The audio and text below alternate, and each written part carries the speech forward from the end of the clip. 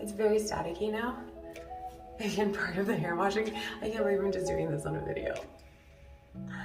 That's okay. That's okay. Hello all, so I am back from night one of KC Fashion Week and I started to get unready and realized that actually maybe this would be interesting for some people. So I did already take off the top that I was wearing earlier tonight. My mom and I made that. It was inspired by another designer's Fashion Week collection in London, I think, and so there'll be more about that on my blog later.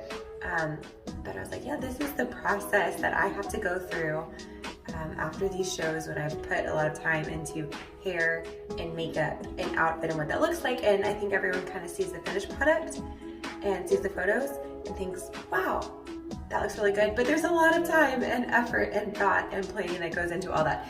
So I'm gonna do the reverse of a get ready with me and do a get unready with me. And we'll just see how that goes.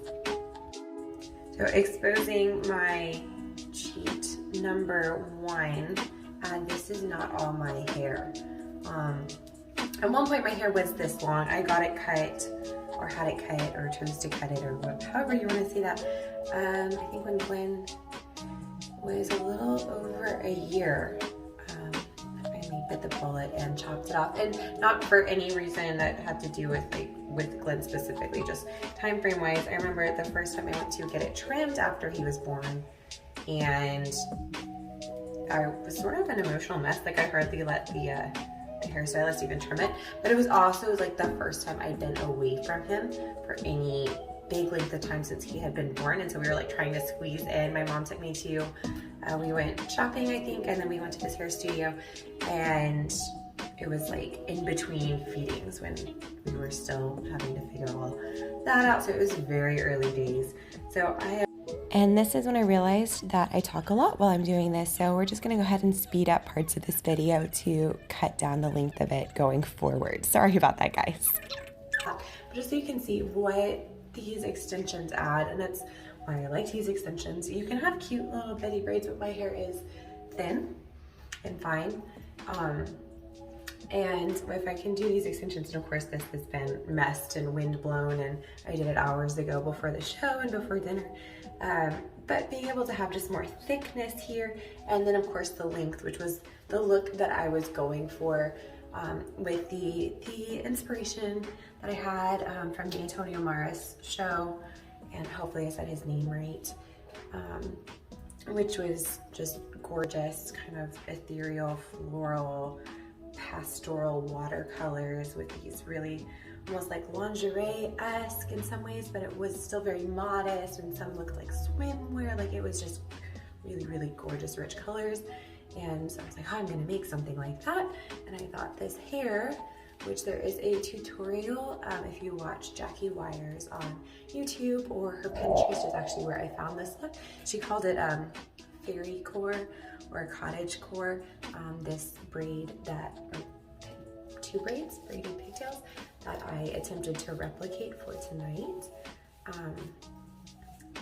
But yeah, I just kind of wanted to speak more into behind the scenes, whoops.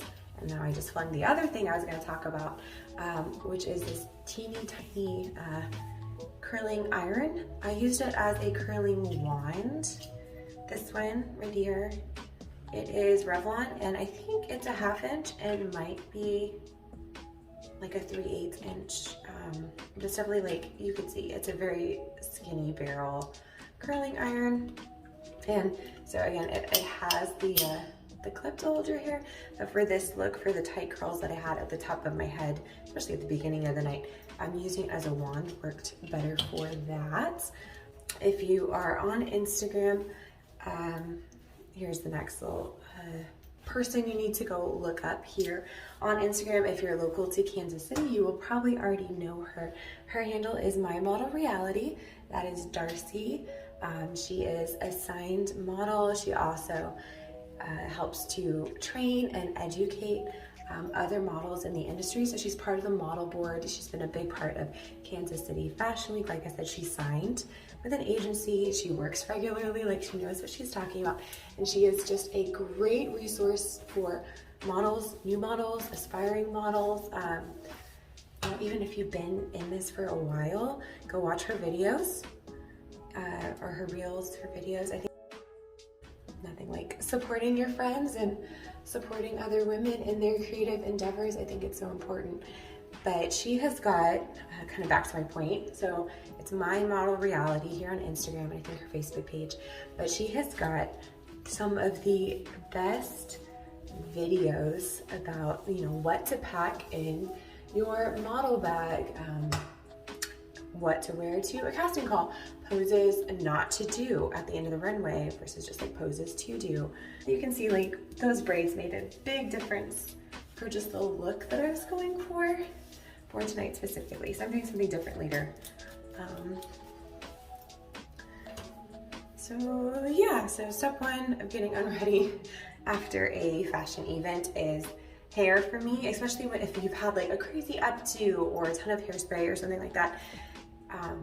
Like, you know, when it's like pulling on your head, not only is it not good for your hair, not good for your scalp, but it's also, you know, it can give you a headache. Like you kind of feel like you need a head massage, work all that back in. Kind of test out the shower, which I said I would show y'all a tour. So I'm gonna flip the camera around and we're gonna do that.